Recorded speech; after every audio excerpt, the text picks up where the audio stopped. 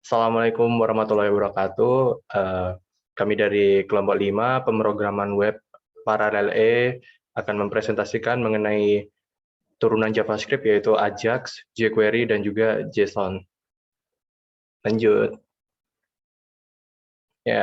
Ya, pertama-tama dari anggota kami, yang pertama adalah Hafiz Kenandia Maulana dengan NPM 3 digit terakhir 077, kemudian ada Dimas Rizky Badurrahim dengan NPM 3 digit terakhir 173, lalu ada Alif Maulana dengan 3 digit NPM terakhir 181, kemudian ada Muhammad Afifuddin dengan 3 digit NPM terakhir 187. Lanjut. Oke, waktu dan tempatnya saya persilahkan.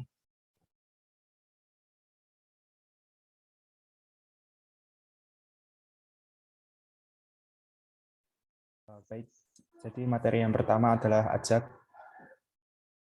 Next.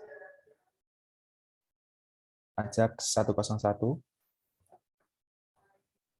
Ajax 101. Jadi Ajax ini merupakan singkatan dari Asynchronous JavaScript and XML. Ini adalah teknik yang digunakan untuk membuat website secara dinamis, bekerja secara asinkronus untuk berkomunikasi dengan server, dengan proses pertukaran informasi yang terjadi pada background. Pada saat Ajax dan JavaScript serta XML bekerja, halaman dapat tetap diakses oleh pengunjung website. Next. Cara kerja dari Ajax 101. Pertama, browser akan memanggil Ajax JavaScript untuk mengaktifkan XML HTTP request, lalu mengirimkan HTTP request ke server. Lalu XML HTTP request dibuat untuk proses pertukaran data di server secara asinkron. Lalu server meminta, memproses, dan mengirimkan data kembali ke browser. Dan yang terakhir, browser akan menerima data tersebut dan langsung ditampilkan di halaman website tanpa perlu reload, atau membuat halaman baru. Next. Nah, fungsi dari Ajax 101 ini yang pertama, mengirim dan mengambil data dari server. Ajax dapat digunakan untuk mengirim pesan ke server, lalu mengambil lagi hasil data tadi dari server ke browser. Lalu fungsi yang kedua, mengupdate tampilan website tanpa harus reload. Ajax hanya mengirimkan sebagian data yang dibutuhkan untuk proses saja. Lalu fungsi yang selanjutnya untuk membuat website agar lebih cepat dan responsif. Pada Ajax, data yang diperlukan saja yang akan di-request ke server. Jadi proses di server bisa lebih cepat dan data bisa langsung dikirim kembali ke browser, sehingga loading website menjadi lebih cepat. Next. Ajax XML HTTP request. Next. Next. Jadi pengertian dari XML HTTP request atau XHR digunakan untuk berinteraksi dengan server. Dapat digunakan untuk mengambil data dari URL tanpa harus melakukan refresh halaman penuh. Ini memungkinkan halaman web untuk memperbarui sebagian halaman tanpa mengganggu apa yang sedang dilakukan oleh pengguna.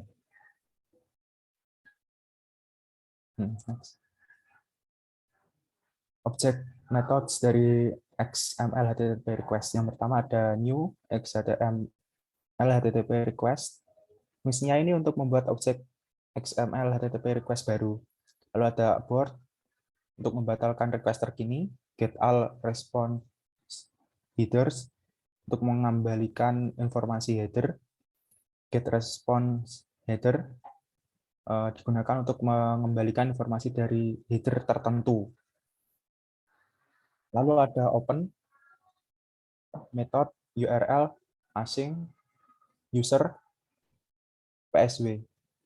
Fungsinya untuk menentukan permintaan dari beberapa ini. Yang pertama ada method. Untuk jenis permintaan get atau POST. Lalu URL untuk lokasi file, async.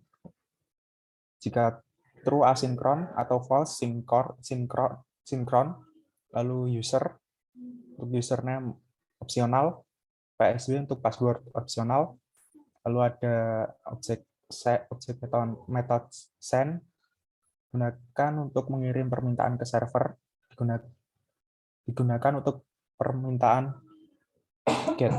Lalu ada send dengan dalam kurung string digunakan untuk mengirim permintaan ke server. Next.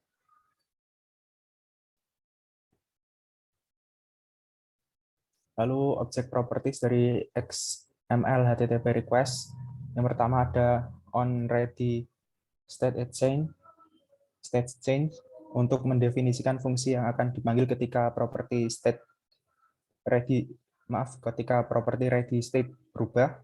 Lalu ada ready state untuk memegang status XML HTTP request. Jika 0, permintaan tidak diinisialisasi. 1, koneksi server dibuat. 2, permintaan diterima. Jika 3, memproses permintaan. 4, permintaan selesai dan respons siap. Lalu ada response text untuk returns untuk mengembalikan respon data sebagai string. Lalu ada respon XML untuk mengembalikan data respon sebagai data XML. Lalu ada status mengembalikan nomor status permintaan. Misal 200 itu artinya oke, 403 forbidden, 404 not found. Lalu ada status text untuk mengembalikan status tag, misalnya oke atau not found. Next. Lalu yang ketiga ada JS sync versus JS async.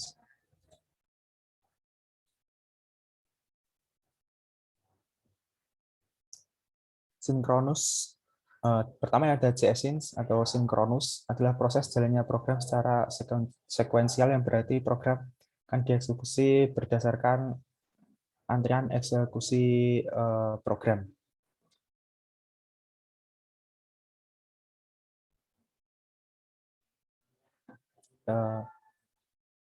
Bisa dilihat ini source code-nya, lalu ini output-nya.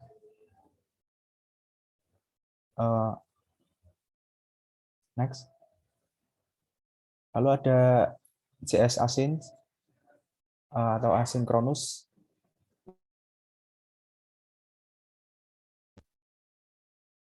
Lamaan tanpa harus menunggu proses antrian. Sinkronus merupakan bagian dari asinkronus 1, di mana proses akan dieksekusi secara bersamaan dan untuk hasil tergantung lama proses suatu fungsi sinkronus. Berikut ini adalah source code-nya, lalu yang samping adalah output-nya. Terlihat perbedaan pada urutan proses eksekusinya ya. Fungsi katakan hello Guntur tidak langsung dieksekusi sebab penerapannya menggunakan asinkronus dalam body fungsi katakan hello. Next. Lalu ada JS callback. Next. JS callback pengertiannya function callback itu adalah istilah yang mengacu pada sebuah function yang dijalankan dalam function lain dan bertindak sebagai argumen function.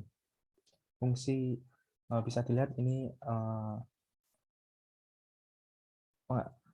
penggalian dari source code-nya. Fungsi print membawa fungsi lain sebagai parameter dan dipanggil dari dalamnya. Contohnya ini tetap valid dan kita memanggilnya callback. Jadi sebuah fungsi yang dilewati ke fungsi lainnya sebagai parameter adalah fungsi callback, tapi tidak semuanya. Next.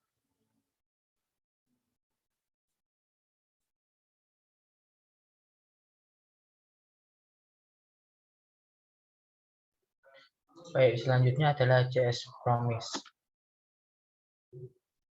JS Promise atau janji. Promise di dunia JavaScript dapat diilustrasikan seperti janji di dalam dunia nyata. Ada dua kemungkinan yang akan terjadi, yaitu janji ditepati atau janji tidak ditepati. Ada dua hal yang akan kita pelajari tentang promise, yaitu membuat promise dan menangani promise.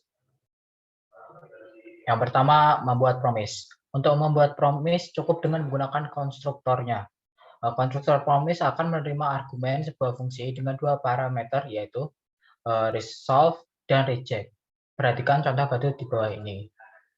Jadi seperti ini SC-nya. Kemudian ada 3 state yang mungkin terjadi dengan promise, yaitu pending, itu sedang dalam proses, kemudian resolved, janji ditepati atau berhasil, kemudian rejected, gagal atau janji dibatalkan. Kemudian ada menangani promise. Pada dasarnya promise adalah sebuah objek yang memiliki properti dan metode. Then dan catch adalah dua metode promise yang akan digunakan untuk menangani hasil dari sebuah promise. Yang diperlukan untuk menangani promise adalah membuat promise pada fungsi getPost. Fungsi getPost akan dijalankan ketika promise-nya resolve. Kemudian async await. Async await adalah salah satu fitur baru dari JavaScript yang digunakan untuk menangani hasil dari sebuah promise. Caranya adalah dengan menambah kata async di depan sebuah fungsi untuk mengubahnya menjadi asynchronous. Sedangkan await berfungsi untuk menunda sebuah kode dijalankan sampai proses asinkronus berhasil. Selanjutnya ada materi jQuery. jQuery 101. jQuery adalah sebuah library JavaScript. Dalam dunia pemrograman, library adalah kumpulan dari berbagai fungsi siap pakai yang memudahkan pembuat sebuah aplikasi. Dengan demikian, jQuery adalah kumpulan fungsi-fungsi JavaScript yang memudahkan penulisan kode JavaScript. Oke. jQuery ini dikembangkan pertama kali oleh John Resig di tahun 2006. Sejak saat itu, jQuery berkembang menjadi proyek open source dan menjadi library JavaScript paling populer di dunia. Untuk situs resminya itu ada di jQuery.com. Nah, mengapa sih harus menggunakan jQuery? JavaScript itu sangat powerful untuk memanipulasi elemen HTML, tapi penggunaannya juga tidak mudah. Sebagai contoh, untuk mencari sebuah elemen HTML, dengan JavaScript kita menggunakan fungsi getElementById seperti gambar di kiri ini ya. Nah, sementara kalau kita menggunakan jQuery, kita hanya perlu memasukkan fungsi sederhana menggunakan simbol $. Seperti ini. Oke, kemudian fitur lain dari jQuery dan mungkin yang menjadi alasan paling penting, jQuery itu menyediakan berbagai efek animasi menarik. Beberapa di antaranya sangat mudah untuk digunakan dan hanya menggunakan 1 atau 2 baris kode program. Khususnya untuk membuat efek animasi, jQuery ini juga memiliki yang namanya jQuery UI yang fokus ke animasi dan interaksi user. jQuery juga memiliki berbagai plugin atau kode tambahan untuk fungsi-fungsi lanjutan seperti membuat efek slideshow, image carousel, hingga jQuery mobile. Efek-efek seperti ini dibuat berdasarkan kode dasar jQuery dengan berbagai fitur dalam jQuery. Tidak heran jika jQuery ini sangat populer. Bahkan tidak sedikit programmer pemula yang lebih mengenal jQuery daripada JavaScript. Kemudian jQuery selector. Oke, jQuery selector ini itu memilih elemen melalui pendekatan JavaScript biasanya bisa sangat merepotkan. Tetapi dengan jQuery ya, ini bekerja seperti sulap. Kemampuan membuat pemilihan elemen DOM sederhana dan mudah adalah merupakan salah satu fitur paling kuat dari jQuery.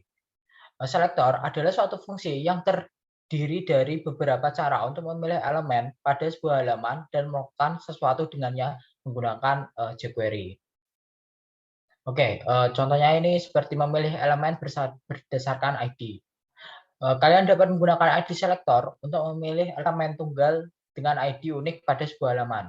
Misalnya kode jQuery berikut akan memilih dan meng-highlight elemen yang memiliki atribut ID, yaitu ID sama dengan petik mark petik.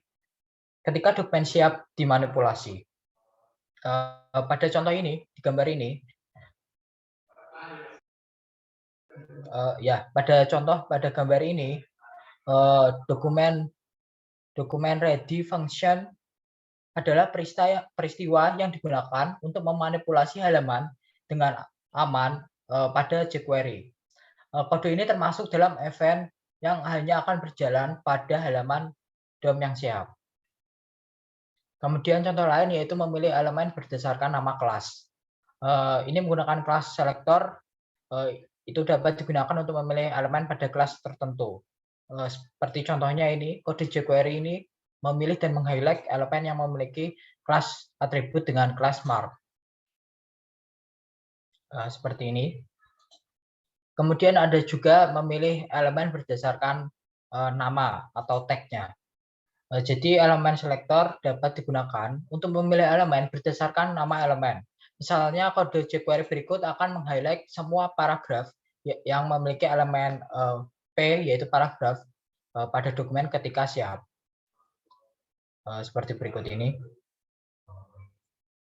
Kemudian ada juga memilih elemen berdasarkan atribut.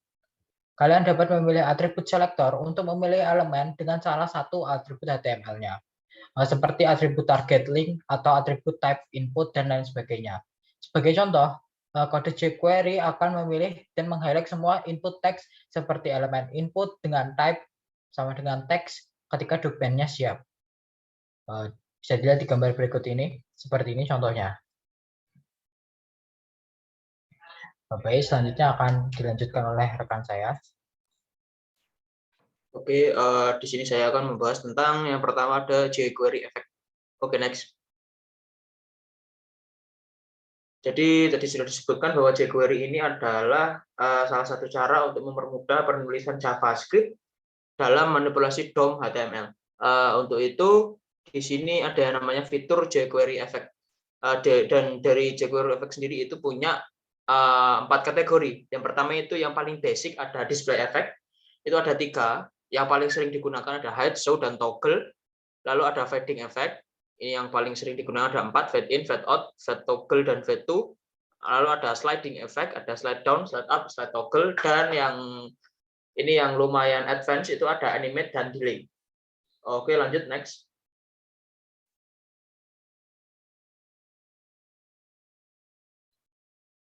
Nah, ini yang pertama ada display effect yaitu hide dan show. Ini berfungsi untuk menyembunyikan dan menampilkan elemen.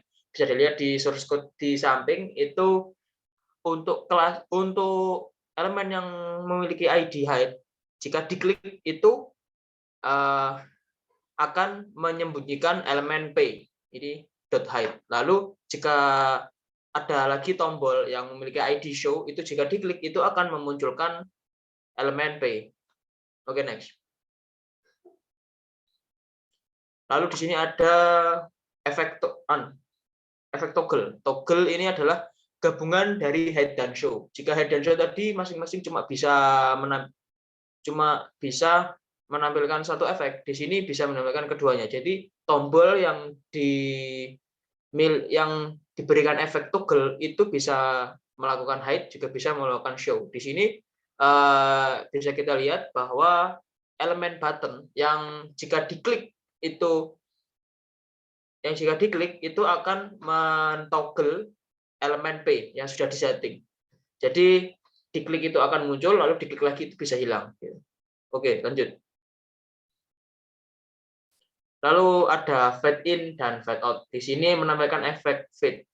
Jadi ini sebenarnya adalah bentuk lebih lanjut dari elemen show and hide. Coba di sini untuk show dan hide-nya sendiri itu bisa mengambil sebuah parameter, sebuah argumen.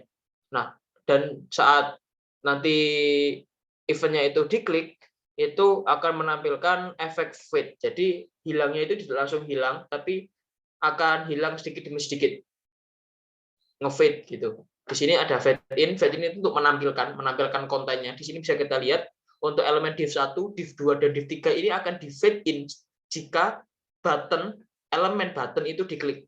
Ini ada div1 ini akan fade in, langsung fade in. Lalu yang div2 itu akan fade in, tapi dengan argumen slow ini dia akan fade in secara perlahan. Lalu yang div3 ini akan fade in dengan kecepatan 3000 milisecond. Lalu untuk yang di bawah ini adalah fade out, ini semua sama, div1, div2, div3 ini akan fade out ketika button diklik. Oke, lanjut.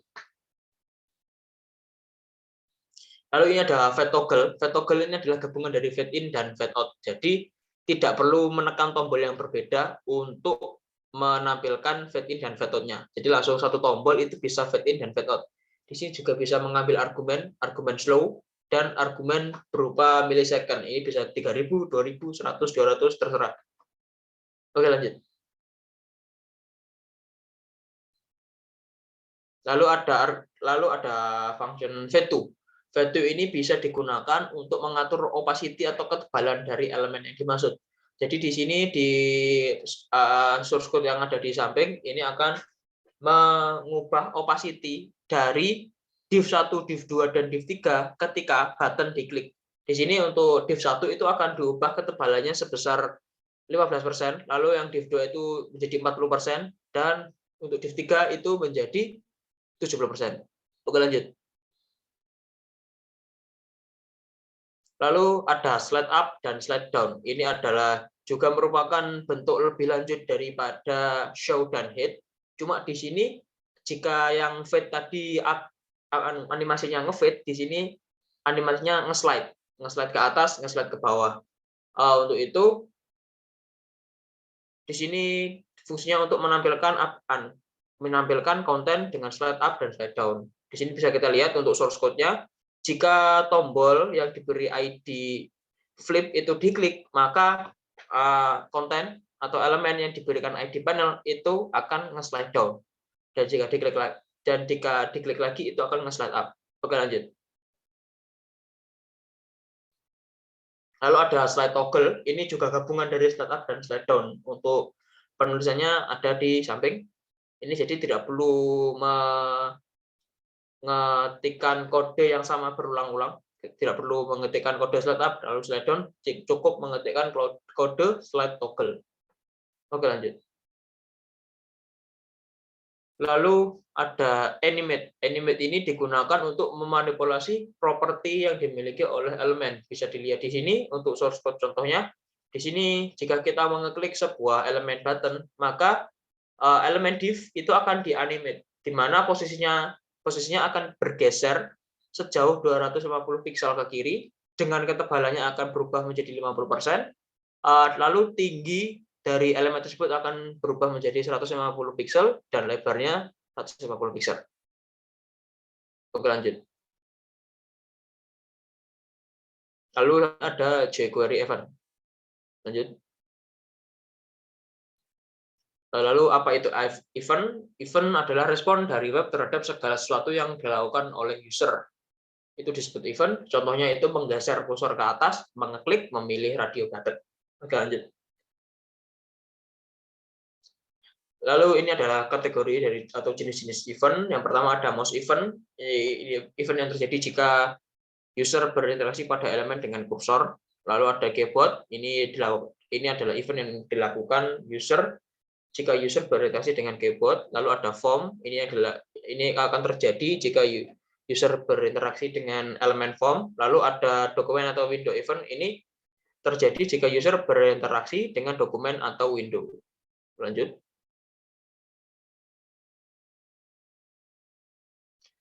Untuk berikutnya, ini akan ditampilkan beberapa event yang paling sering digunakan dalam jQuery. Lanjut. Yang pertama ada ready. Ini sudah disinggung sebelumnya di presentasi sebelumnya. Ready ini nanti akan men-trigger suatu event ketika dokumen atau DOM itu selesai dimuat. Jadi ketika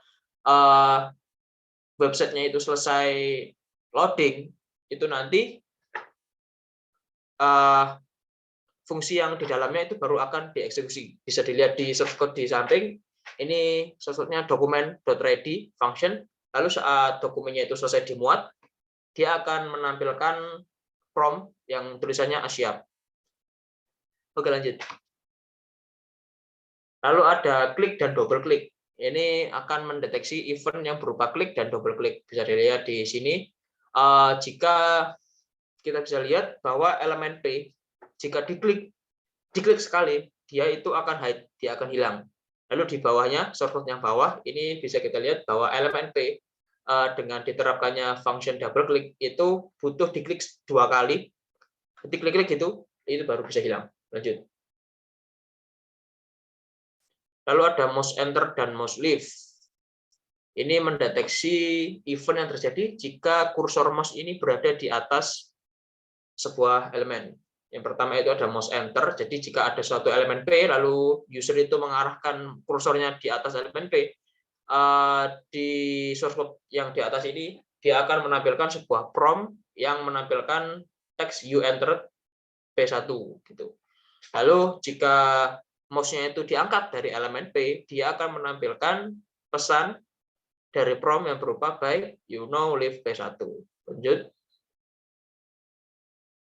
Lalu ada hover. Hover ini adalah gabungan dari mouse enter dan mouse leave. Jadi tidak perlu menuliskan mouse enter dan mouse leave berulang-ulang. Cukup menggunakan function hover.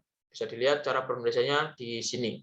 Jadi hover ini akan membutuhkan 2 argumen, yaitu argumen pertama yang digunakan untuk mouse ketika berada di atas, lalu yang kedua ini digunakan ketika mouse itu meninggalkan. Lanjut. Lalu ada fokus dan blur. Fokus dan blur ini biasanya digunakan di dalam elemen berupa form. Jadi jika form itu sedang difokus, sedang diklik, itu dia akan memanipulasi form tersebut. Bisa dilihat di sini contohnya, jika form input itu diklik, difokuskan, maka atributnya, properti dari elemen input ini akan berubah, yaitu background color-nya berubah menjadi pagar CCCC.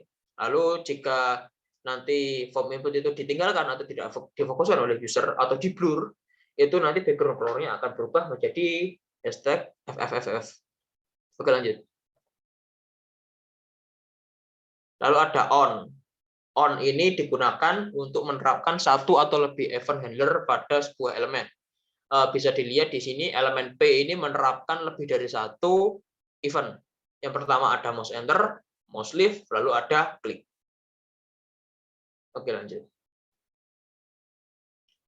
Lalu yang 11 ada jQuery, HTML, dan CSS. Lanjut. Untuk manipulasi konten HTML, itu yang paling sering digunakan ada teks, ada function text, function HTML, dan function value. Ini masing-masing digunakan untuk yang teks ini menggunakan untuk mengeset atau mereturn teks dalam elemen. Lalu yang HTML ini digunakan untuk mengeset atau mereturn teks dalam HTML, termasuk HTML teksnya. Jadi jika yang pertama ini misalkan ada elemen H1 berisikan hello world gitu ya, itu yang di return itu hello world-nya saja. Tapi untuk yang HTML ini jika dimasukkan sebuah elemen H1 hello world, itu yang di return itu H1 hello world menutup tag H1. Lalu yang terakhir ada value, ini untuk mereturn mengset atau mereturn value dari sebuah elemen. Biasanya digunakan dalam form. Oke, lanjut. Ini untuk tadi nge-get-nya, lalu ini untuk source code untuk mengsetnya. Jika kita ingin mengeset suatu teks di dalam HTML, di dalam elemen. Ini untuk teks, itu HTML, ini untuk value-nya. Oke, lanjut.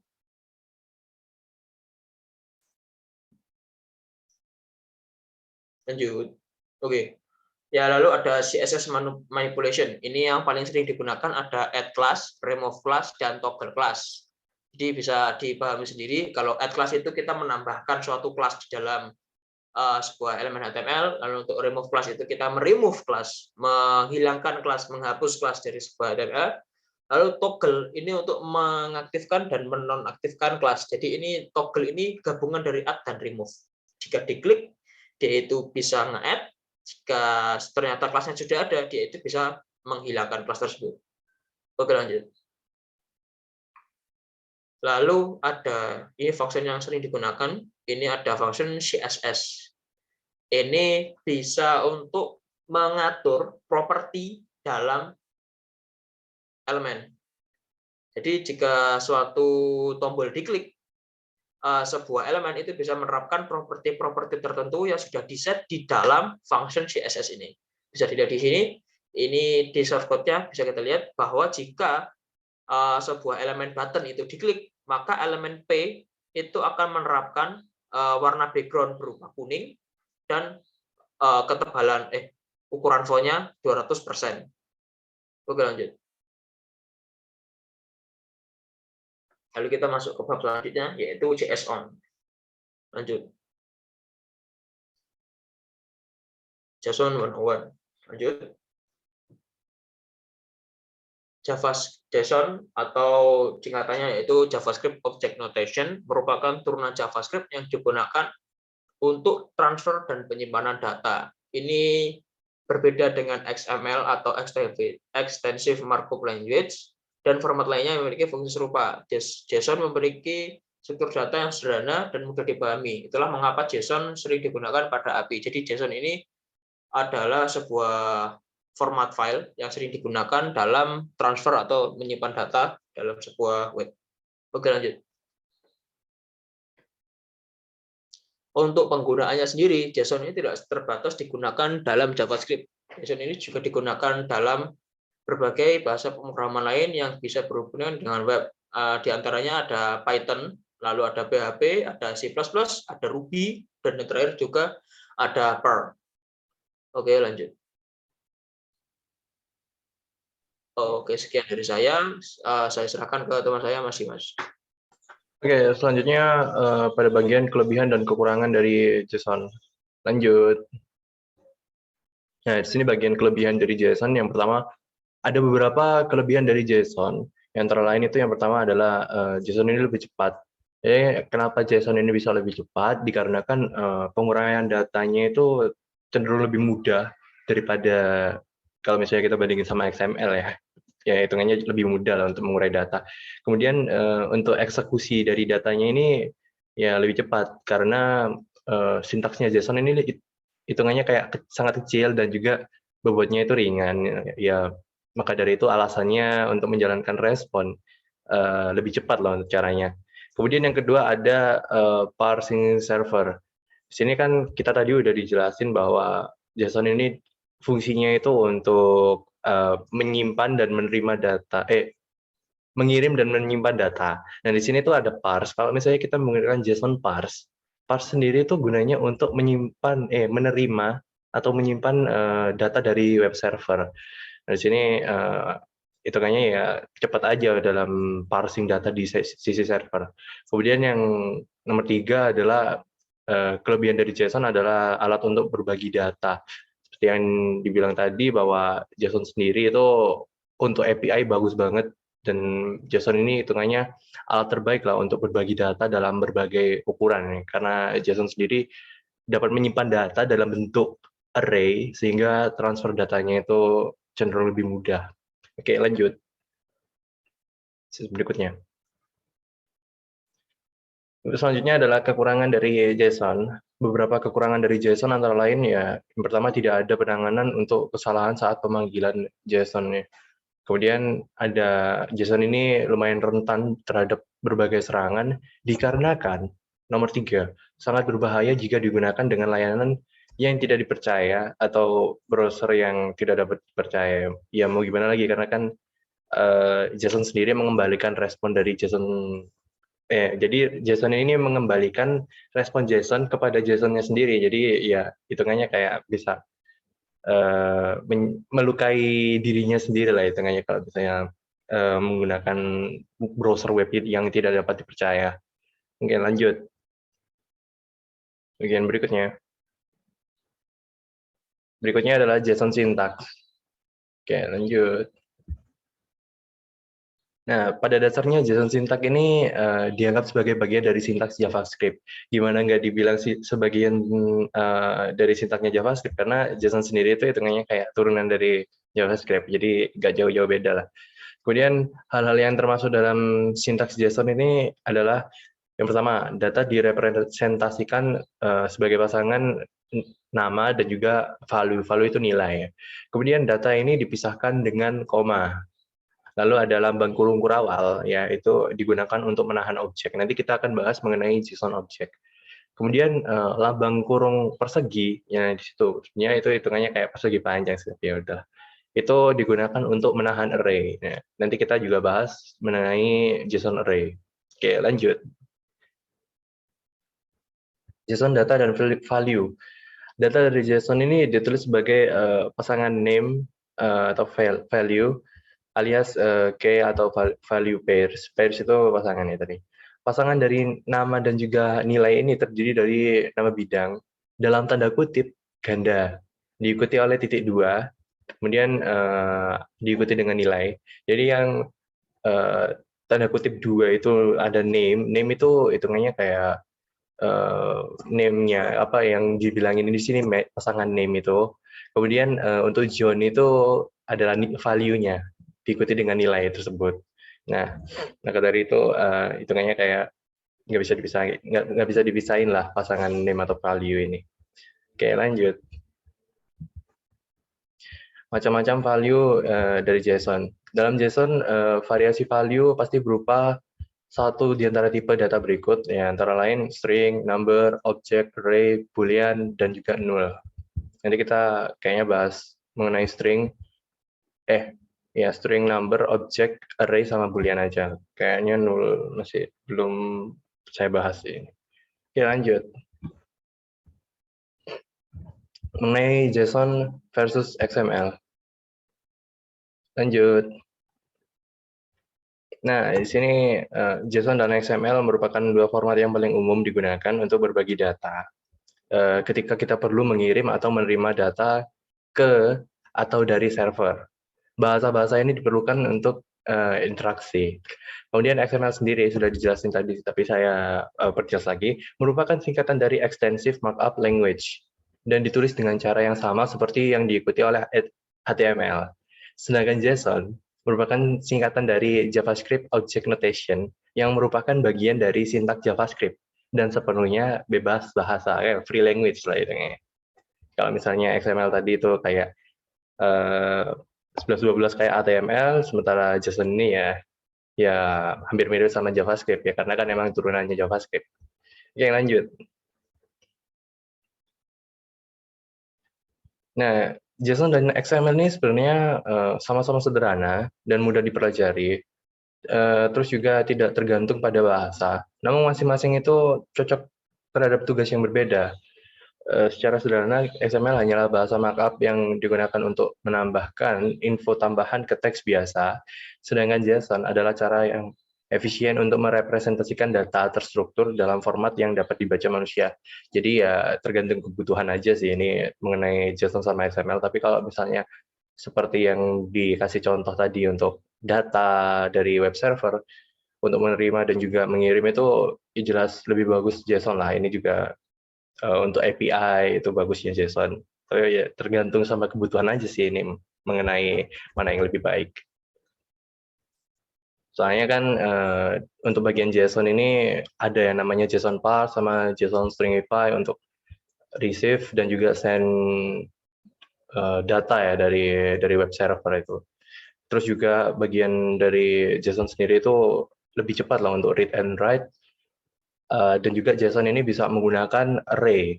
Mungkin hal yang paling perbedaan yang paling cenderung dari XML dan juga JSON itu adalah bagian parse-nya aja sih.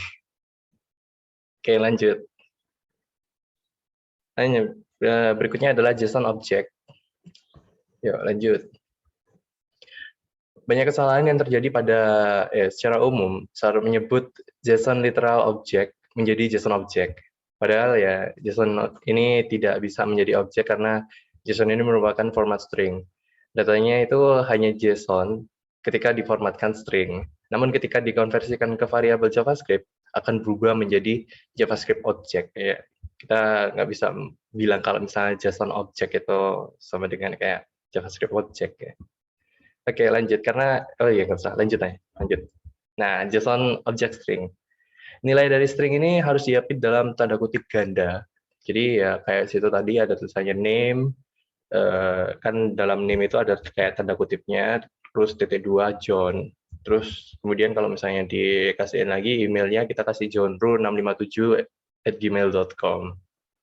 Situ ada tanda kutip gandanya ya, karena kan hitungannya kita menjadikan kata-katanya objek. Terus juga yang tadi sempat saya singgung bahwa kalau misalnya kita mau menyimpan JSON ini ke dalam objek itu harus menggunakan kurung kurawal. Nah, di situ saya sudah mengaplikasikan bahwa ada kurung kurawal sebelum name dan juga kurung kurawal setelah emailnya John Ru ini.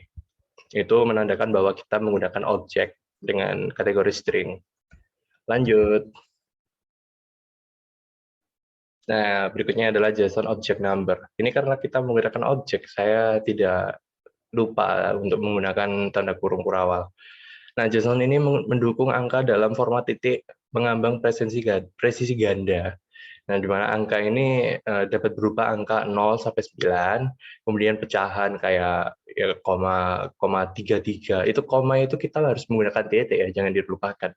Itu sampai ya terserah bebas lah itu sampai 0,532 dan seterusnya. Kemudian eksponen yaitu E plus, E min, E besar plus dan juga E besar min. Di situ ada integer, fraction, dan eksponen. Kita mungkin dari eksponen sendiri bisa kita atur, tapi kan kita kayaknya bakalan ngikutin secara konstantanya. Di situ kalau misalnya kita mau pindah dari integer ke fraction, kita jangan lupa menggunakan koma ya. Oke, lanjut. Berikutnya adalah JSON object boolean. JSON ini juga mendukung nilai boolean benar atau salah. Jadi kita misal ambil contoh, jangan dilupakan ada kurung kurawal di mana first sama dengan true dan juga second itu false. Lanjut. Berikutnya adalah JSON array. Ya, lanjut. JSON array ini mewakili daftar nilai yang diurutkan. Kemudian JSON array sendiri dapat menyimpan banyak nilai seperti string, number, boolean, atau objek dalam array JSON. Oke, lanjut. JSON array object. Kita kan tadi kayak udah ngerti kalau misalnya pakai array itu ada tanda kayak persegi gitu, tanda tutup kayak persegi gitu. Nah, di sini kita akan menggabungkan tentang JSON array dan juga objek. Nah, pada gambar di samping ada sebuah kode simpel mengenai JSON array dengan contoh 4 objek. Yang mana kita ngambil untuk mengawalinya kita menggunakan JSON objek mahasiswa. Setelah mahasiswa itu kita harus menggunakan tanda tutup persegi. Lalu kita masukkan objek-objeknya. Yang pertama adalah namanya Dimas, kemudian umurnya berapa, lalu yang berikutnya nama Afifuddin, umurnya berapa, dan seterusnya. Lalu jangan lupa dikasih tutup persegi dan juga tutup kurung kurawal sebagai pengakhiran lah, hitungannya kan kayak ini tuh satu section gitu. Lanjut. Mungkin sekian saja itu untuk kita ngambil referensi dari belajar callback, promise dan juga assign await dalam 5 menit dari Yudi Krisnandi, Kode Akademia Medium. Kemudian belajar jQuery selector dari web host code. Lalu ada tutorial belajar jQuery mengenai pengertian dari jQuery dari dunia Ilkom. Kemudian JSON syntax dari W3 School, lalu JSON versus XML dari W3 School, JSON literal dari W3 School, dan juga JSON array dari W3 School. Lanjut. Ya, mungkin sekian dari presentasi kelompok 5 pemrograman web paralel E. Kurang lebihnya mohon maaf. Wassalamualaikum warahmatullahi wabarakatuh.